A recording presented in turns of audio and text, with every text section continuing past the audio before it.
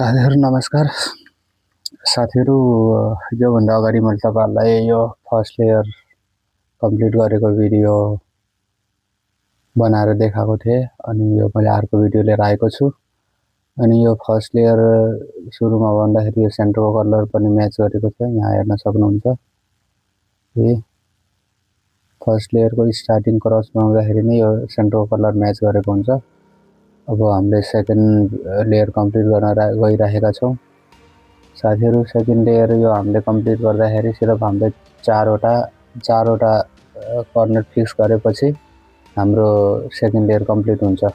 यहाँनिर हेर्न सक्नुहुन्छ साथी, एउटा एज पिस, दोस्रो एज पिस, तेस्रो एज पिस अनि चौथो एज पिस, यो चारवटा एज पिस सल्भ गरेपछि हाम्रो दोस्रो लेयर कम्प्लिट हुन्छ। अनि तपाईहरुले बुझ्नुपर्ने हुन्छ, म अब तपाईहरुलाई सिकाउन गइरहेको छु। यहाँनिर साथीहरु कसरी सल्भ गर्ने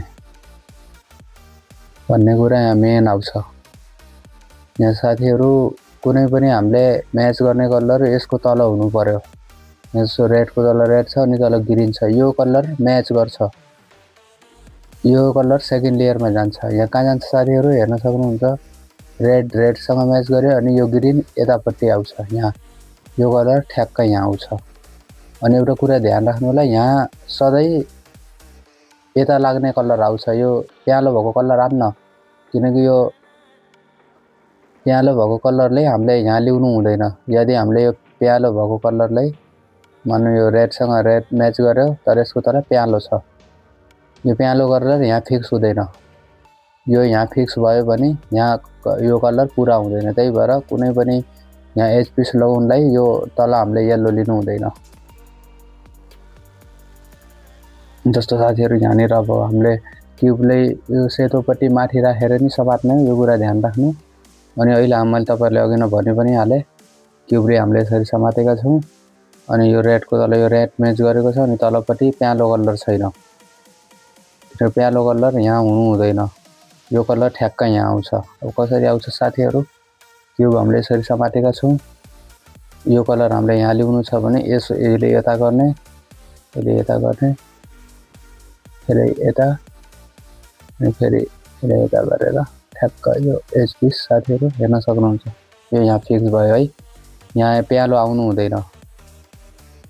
अब साथीहरु फेरि हामीले अर्को कलर चुज गर्छौं। यहाँनिर तपाईले हेर्न सक्नुहुन्छ साथीहरु, क्युब हामीले यसरी नै समात्नु पर्छ सेतो भाग माथि राखेर। अनि तलपट्टि हेर्न सक्नुहुन्छ अरेन्जसँग अरेन्ज म्याच गरेको छ, तलपट्टि येलो कलर छैन, प्यालो कलर हुनु भएन। यहाँ ब्लू अनि अरेन्ज छ, यो कलर कहाँ आउँछ साथीहरु, यहाँ आउँछ। कसरी आउँछ, यो अरेन्ज सेन्टरकोसँग यता आयो अनि यो ब्लू यताकोसँग यहाँ आयो अनि ठ्याक्कै यो कलर यहाँ आउँछ। फेरि साथीहरु त्यही गर्ने मुभ्स याद राख्नु होला। क्युब हामीले यसरी समात्ने, यसले यता गर्ने, यसले यता, यसरी फेरि क्युब यसरी गरेर यो साथीहरु हेर्न सक्नुहुन्छ फिक्स भयो यहाँ।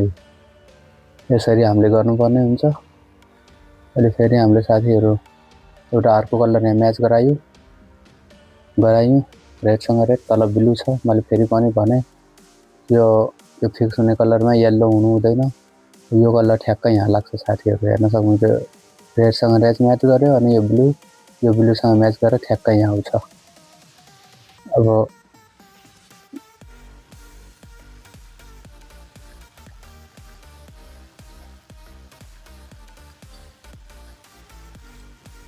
यहाँ आयो साथीहरु, फिक्स भयो हेर्न सक्नुहुन्छ नि। अब लास्ट कलर यो बाँकी छ, एउटा योको एज पिस बाँकी छ, फेरि हाम्रो कम्प्लिट हुन्छ। यहाँ साथीहरु क्युब हामीले यसरी समातेका छौं, यो अरेन्जसँग अरेन्ज म्याच गर्यो, तलपट्टि येलो रहेको छैन, येलो हुनु हुँदैन। मैले फेरि भने ग्रीन रहेको छ, यो कलर ठ्याक्कै यहाँ आउँछ। हेर्नु साथीहरु, अब त्यही यो प्रोसेस अहिले मैले तपाईहरुले एल्गोरिदम भनिन, म अर्को भिडियोमा एल्गोरिदम सहित लिएर आउँला। अहिले सिम्पल मुभ्स रे स्लो मोसन गरेर हेरेर तपाईहरुले बनाउने प्रयास गर्नु होला। यहाँनिर हेर्न सक्नुहुन्छ साथीहरु, बन्यो है, सेकेन्ड लेयर बन्यो। यो भिडियो तपाईहरुले कस्तो लाग्यो, यदि राम्रो लाग्यो भने सब्स्क्राइब, लाइक अनि शेयर गर्नु होला। धन्यवाद।